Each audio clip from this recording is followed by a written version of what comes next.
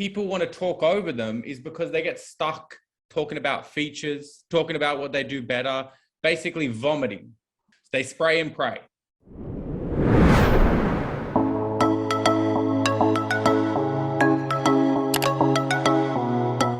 Guys, welcome back to yet another installment of Sales Moguls. I hope you like the new format, which is talking a bit more about your sales challenges and your sales problems and how our tips and our insights can help you solve them. We're here yet again to talk about tips that can help you get better. And today's topic is 6 tips to get you more sales demos. And who better to hear from but us, of course, your favorite Sales Moguls. We've got a lot of mail coming in. All of it is actually directed to Oslo in Norway. So David picks up the mail. What kind of mail have you been getting in recently, David? A lot of different sizes, different boxes. One of them actually had to pay a custom fee. So guys, if you're sending gifts, just remember to write it as a gift and don't put the total on there. Had to pay $80 on a toll fee for someone from South Africa. So shout out whoever that was. But no, really loved the suggestions we're getting from people and the support messages as well. So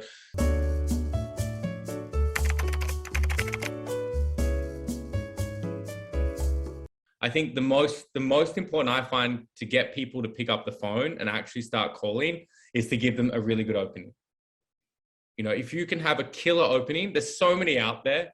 I mean, one of the most popular ones that I've seen out there is, you're going to hate me. It's a sales call. You know, do you want to roll the dice or hang up now? Or do you want to give me 30 seconds? And when you have such a powerful opening like that, everything else becomes easy because they're listening to you. You know, you're not grabbing their attention with what you're saying. You've already got their attention.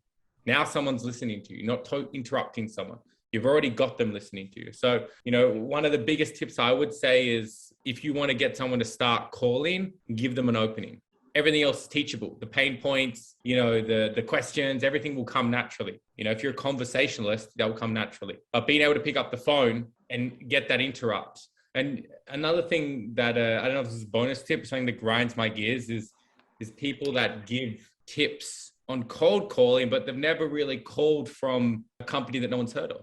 You know, I'm not going to shout out, but there's many cold callers out there who, you know, they give advice and I think they give good tips. Don't get me wrong. But it's always like, yeah, I worked for this blue chip company. Microsoft or whatever, big company.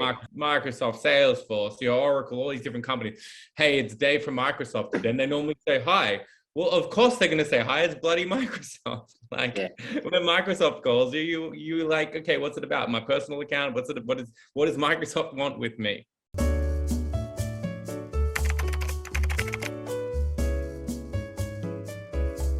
Sales tip number 2 is quite simple and straightforward, really obvious, gets ignored a lot, but it basically is strong prospecting. Strong prospecting is really about understanding your steps to success. It's about understanding the contacts that lie between you and the decision maker who's going to buy your solution. And if in your case, it's going to be a CEO, and if you need to meet the receptionist first, and then the HR person, and then the executive assistant, and XYZ, different kinds of people, you need to map those steps out strongly with strong data points to support. I'm not going to get into jargon here, but basically get the right kind of contacts to these people, whether that's phone or email addresses. Map that journey out. That for me is what really defines strong prospecting. Yeah, definitely. And the more you research about your company, I'm not saying to spend hours on it, but the more you understand, their locations, potentially what business it is, or, more information about articles that have come out, press releases, the more people in the organization who you might need to talk to, the easier it is, and then when you make that call, I'll use the word gatekeeper. That's not too jargony. When you need to get past the gatekeeper, it's like, hey, I need to speak to this person. Then you sound like you belong. Because a lot of the time when you call and you don't get put through, it's because they're like, who is this? He doesn't sound like he belongs here. So the more strong prospecting is, the more it makes the sales cycle a little bit easier. And then when you're talking to the prospect, you can ask them more questions. Hey, I noticed you did this, or you did that. You're now expanding here. How are you doing that? So it shows you're more informative, and it shows you're actually trying to solve a problem or trying to figure out whether there could be a good match for your company. It's really important to do some strong prospecting.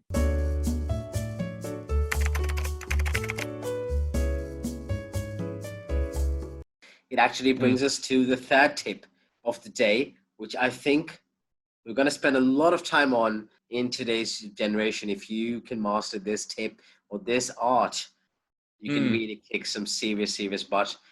So tip number 3 is pick up your phone and use your phone to get more meetings. So David, I know you feel very strongly about this topic. I'm going to hand it over straight to you. So the first thing you can do with the phone is prospect on the phone. I've seen this get effectively used by a number of individuals through their channels, and they show how they do it. And so another channel to go check out is UK's Most Hated Salesperson.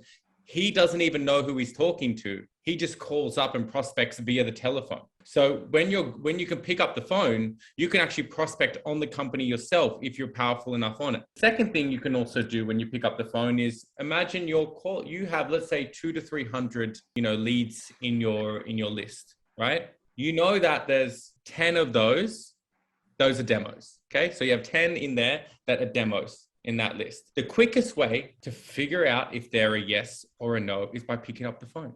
Think of it as like a survey. You're surveying your list. You can always do mass emails, but think how many times do you get back to an email? You take weeks. You don't want to write back to an email unless you're in the right frame, particularly if it's a new person you don't even know. You want to write in a correct manner. So it takes days, it can take weeks. So I want you to think about picking up the phone as getting through your list. Okay, I figured out this person's an ICP. This person's not an ICP. And the third thing is, which I think is a big one, is you're doing what a lot of salespeople don't want to do. A lot of the people that watch this, I'm assuming, don't work in transactional sales. Maybe there are some people working in transactional sales, but a lot of the BDRs, SDRs, JSCs, whatever you want to call it, it's a SaaS type. If you can pick up the phone and do it really well, you can do what no one else is doing really well. You can get above the rest. So if you really want to break ahead of the pack and be the best, you need to master the phone. You just need to pick it up. Start dialing. I've never met someone who makes 50 calls a day and is terrible. So the question for you, how many people cold call you on average every week? So 10 a month, I would say. You'd say 10 a month. Okay, let's on average 10 a month. Let's rewind, let's say 5 years ago, right? Or let's just say 2 or 3 years ago, how many people used to cold call you in a month? Probably triple that, a lot more. Boom. Okay, great. So that proves my hypothesis. 2 years ago, 3 years ago, I would have on average, I think, 2 cold callers a day who would ring me trying to sell something. Okay. Yeah. Clearly, that number has dwindled because now you have faster, better, quicker, easier email campaign, apps, push notifications, deep linking, exquisite technology. Okay. Yeah. But there's that huge space. And honestly, as a consumer, I'm like, hey, mate, if you pick up the phone today and call me, I might actually just buy, because not many people call me anymore. It's not such an interruption anymore. So just by picking up the phone and dialing, you're already putting yourself in that top 1 percentile of people, of sales guys. And just by that, you're setting yourself up for huge success. You raise a really good point there. And to even hammer it down more, think about your day or your week. It's a roller coaster, right?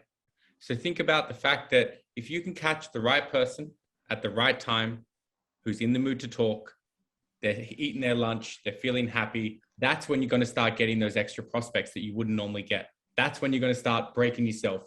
That's when you get that 50-50 that goes your way. And like Abby said as well, to hammer it down even further, is people actually respect you more on the phone when you have a good pitch. Or no, I should say, when you have a good conversation. People respect you a lot more. You're going to get a lot more value from building up your skills on the phone. So just pick up the phone, make a call.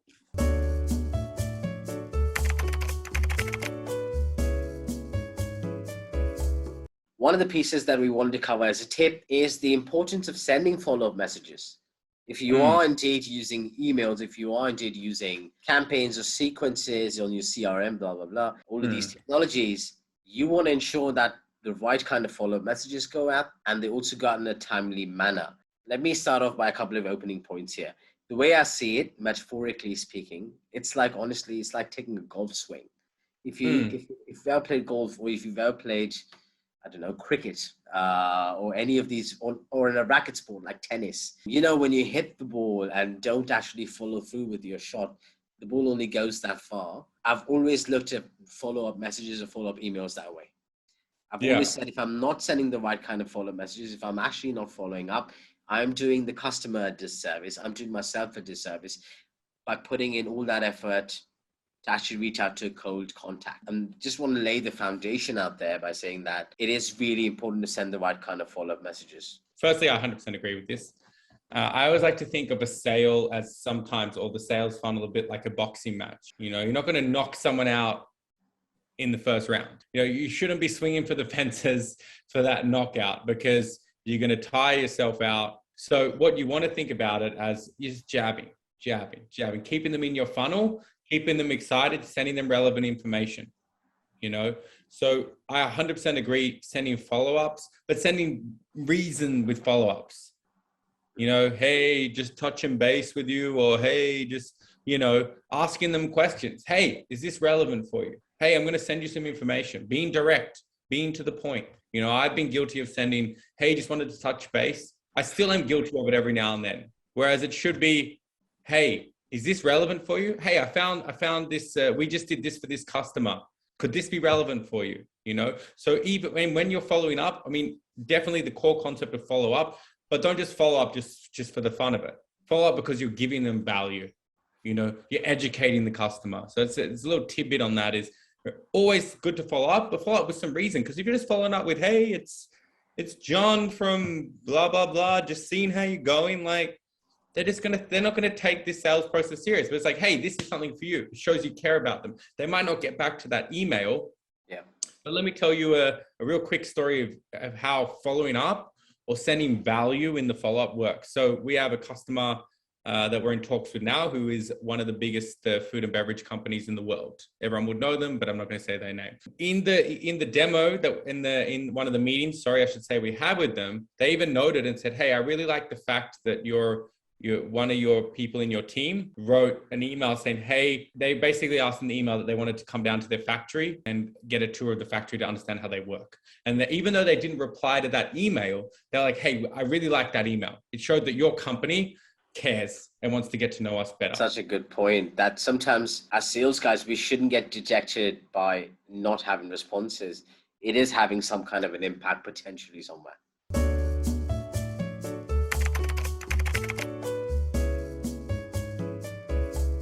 Use a CRM. Use a CRM to log your deals, log your reminders, and log your tasks. Basically, keep an updated view of your funnel by using a right kind of solution and software. Now, that could be Salesforce, that could be HubSpot, that could be the tons of tools out there. I know we've done a lot of research and we've covered a lot of ways to find leads, but there are tons of other softwares out there that helps you just build a solid pipeline and managing your pipeline, right? The first thing I'll say is your CRM is only as good as the person that uses it. So yes, the CRMs do a lot for you. So we could mention HubSpot. Not every company has a CRM expert who set up everything. Yeah. So when you use your CRM, think about your CRM as your entire business. This is my company. My company is in my CRM. The more you think about my company is my CRM, the more deals you're not going to miss out on, obviously. But the more on top of your work you're going to be, the more everything's going to come easier. When you're doing those quarterly portfolio reviews or monthly reviews, sometimes people do weekly, you have everything segregated out. So it's really important that you set time aside. And we've all been guilty of having disproportionate, CRMs or disorganized because, super busy time. I'm closing deals, so who cares? I'm closing deals. I'm a winner. I can do whatever I want. Yeah. That's really good. But however, you need to remember that your CRM is your company. And it's really important that you track, you manage, and you put, I would suggest putting half an hour aside every week to clean your CRM, to make sure everyone's in the proper lists, moving companies around lists. Because again, when you're picking up the phone, you're no longer like, oh, where's this person? You're just hammer, and you become more productive. I just want to jump in for that quick point where you said about put in time in your calendar. And I think that is a real hot tip for young sales guys, is to just put in that block in the calendar that reminds us saying update your CRM, because it could seem, and it probably is really boring, and is one of the most mundane things that a salesperson can do. But it is so key in even understanding your sales funnel, like even not just for the reports, but even for yourself to understand. And I love that point you make about it's your own business. It's like your mini business inside your computer. I love that point. Like I'm actually going to use that with my team. And I think it gives you an idea of where your business stands. If that is my Yeah. business, then it gives me an idea of where in my business do I need to put in the effort. Am I Mm. lacking leads? Is it top of the funnel? Am I not able to convert enough leads to closed ones? So maybe my conversion needs improvement. It breaks things down from a funnel perspective and tells me where I need to improve. Yeah. And lastly, just one thing is, guys, everyone out there, remember, you don't have the brain, you can't remember every little detail. So for Pete's sake, I don't know who Pete is, but for his sake, can you please make sure that, and something I've been guilty of is, when you make a call, don't just write, spoke to him. I've seen that. Right. I saw this in someone's CRM documents the other day, and I was like, who'd you talk to? What happened? Document what happened. I went to the sales. I clicked one for sales, went to sales. This is what happened. Because you're going to pick up that phone a week later and you're going to be like, oh, how did I get to this person? Shit, what did I press? What happened? Who did I talk to? Spoke to a receptionist. This is what I said. This is what happened. So guys, remember, the CRM is like your memory bank. So really, really important that you treat it as though you are a stranger looking at it, because I don't have a good memory. I can't remember what I said to someone 3 days ago, because if you're calling hundreds of clients, you're not going to remember every little thing you did. Okay. So little tidbit with that.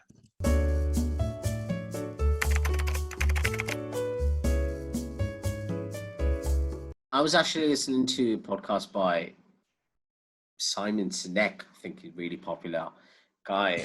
But I stumbled upon one of his stuff, and he said there's a big difference between waiting for someone to finish to speak your turn and listening, right? And I think generally in a distracted world with social media and all of these different things going on in our heads all the time, and generally attention span is a lot lesser these days than it used to be.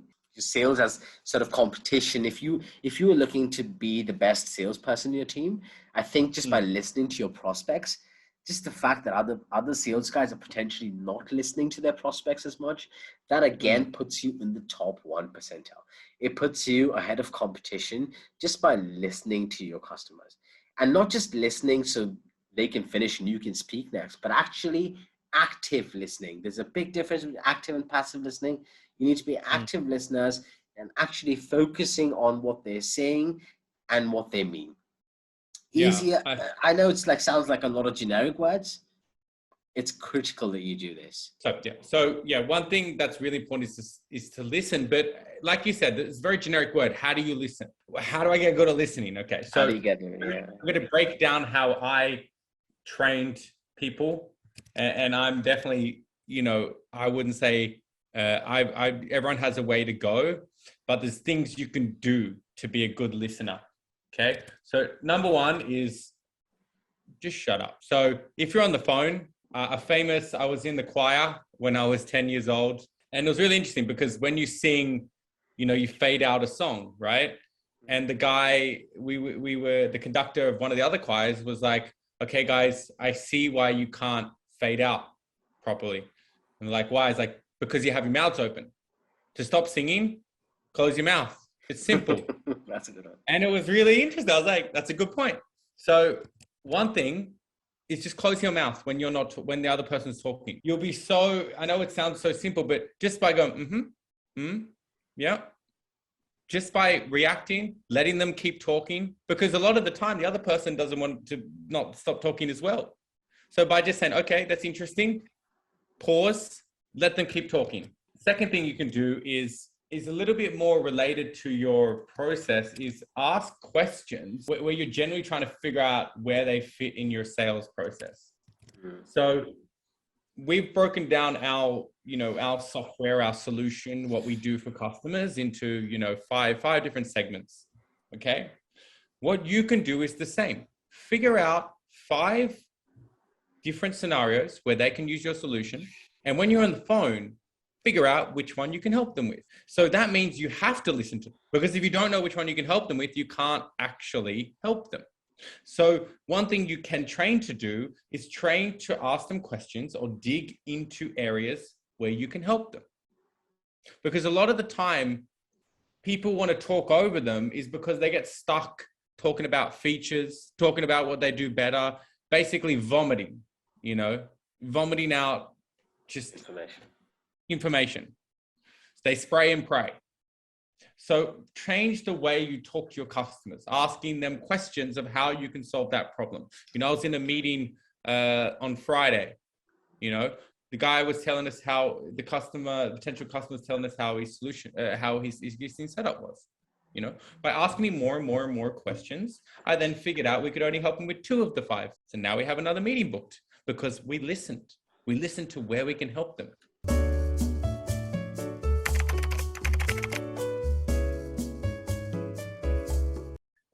Use the sales techniques you've been taught. You got taught them for a reason. The biggest one, please. So we're going to go into a whole video about this, but the biggest one is overturn objections. You get taught this pretty quickly, overturning objections. I'd say it's one of the first sales techniques people teach you. Use it. I see so many people on the phone not using the technique they were taught. The reason they're taught is because they're effective. Every company has their own ones. Every company has the way they do it. But essentially use the techniques you've been taught. Common objection, the most common objection people face, I think, in today's world is send me an email when you're on the phone. We get that a lot in our business. I'm sure you get it in your business too. How do you normally deal with that objection? Essentially is when they say send me an email, you've got a couple of routes. So the first thing you can always say, of course I'll send you an email. What should I put in there for you? Okay, there's that route. That's what I say an average salesperson will do. Yeah. Okay, let's go to a good salesperson. Okay, good salesperson. Cool. One quick question about that. If I send you this email, when should I follow up with you with this email? Should I chase you on it? I'm going to send it to you. And then they'll say, I'll get back to you, or you'll put a timeline on when you follow up with the email and when you should call them. Okay, that's what I think a good salesperson. They'll put a timeline, they'll put some urgency. I think a great salesperson, which we all hopefully strive to be, is to then challenge back and say, I'll send you an email. However, just to quickly ask you this, has your company ever discussed a solution that I'm describing? And if they have, what actions did you take on it? I've been so guilty of sending emails. Just remember, every sports athlete has a bad day, right? So sometimes you can have bad days and just go, I'll send you an email. But it is so much more powerful to get more sales demos, to get that customer to take you more seriously, is to just be a journalist. Say, I will send you the email, I'll send you whatever you want. You want flowers, I'll send you flowers. But firstly, the last time someone sent you flowers, did you like them? Did you marry him? Whatever. Did you date them? Yeah. Is that how you marry your ex-wife? Yeah. How you met your ex-wife. So really important, like powerful questions are, to go into this as well is, what if scenarios? Okay, if I could solve your problem, would you give me 20 minutes? No, I know you can't solve this, but if we could. So when someone says send me an email, say, of course I'll send you an email. Just wanted to quickly ask though, have you ever discussed this solution internally? No, yes, get them talking.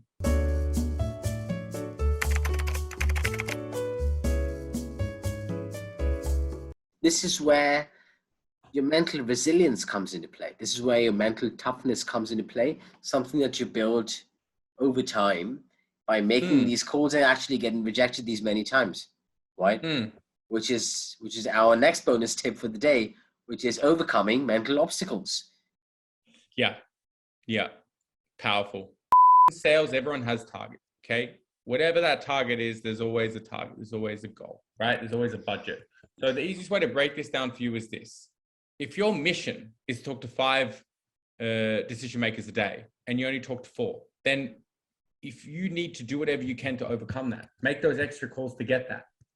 And your mental obstacle is going the hard route, is making the calls that you don't want to make. It's calling the customers that you think are going to hate you. I was reading an interesting study, and it said that, you know what most salespeople think about is when they're on the phone? I hope this guy doesn't answer. So if you can overcome the mental block that's stopping you from going the extra mile, that's stopping you from making the hard choice, then you're going to get more demos, because everyone has the formula to success. There's not many, I've never seen if you type into YouTube how to get more demos, you'll come up with a million formulas. Hopefully you'll find ours on the top. Yeah. You'll find out. But it's just your mental. It's your mental stopping you. And this isn't to like be all philosophical about you're going to change your life. As simple as this, if you look at anyone successful, look at Michael Jordan. He's the best at his job in the world. You know, everyone had the mental barriers, but he overcame them. It's all a mental game. Look at all these successful salespeople that you see online. You think, I could do that. You can do it. They just have more mental fortitude than you. The more framework, the more structure, the more, scenarios you can control, the easier it is to get over these mental blockers for yourself. And that's when you start leveling up. That's when you start learning. That's when you start getting these new positions at work, is because you're opening yourself into situations you haven't been into before. You're in the postseason in baseball. You're in the World Series, instead of playing in, if you can play World Series baseball and not play season baseball, then that team's going to choose you because you've played in the World Series. What pressure is. 100% agree. And I think that's a great way to cap off this episode. Great way to finish this episode. We would love to hear from you guys. So we've done a couple of these episodes now with this new format. We want to hear how much this is helping you. Write to us. We've got our email address in the description. Subscribe to our channel as always. And send us a message, guys. Tell us if this has helped you, how this has helped you, how many more deals are you winning from these tips, how you've applied them. Well, I hope you guys liked the video. We put in a lot of work, and thanks a lot, as always, for watching. Make sure you like, share, and subscribe. We'd love the support. We love the acknowledgement. And if you want us to put up more videos or different tools that you think you might find useful or you can benefit from, send them over to us. Send us an email. Put your comments in the comment section, and let us know what we can do next and help us improve. Thanks again for watching, and see you again at Sales Moghuls.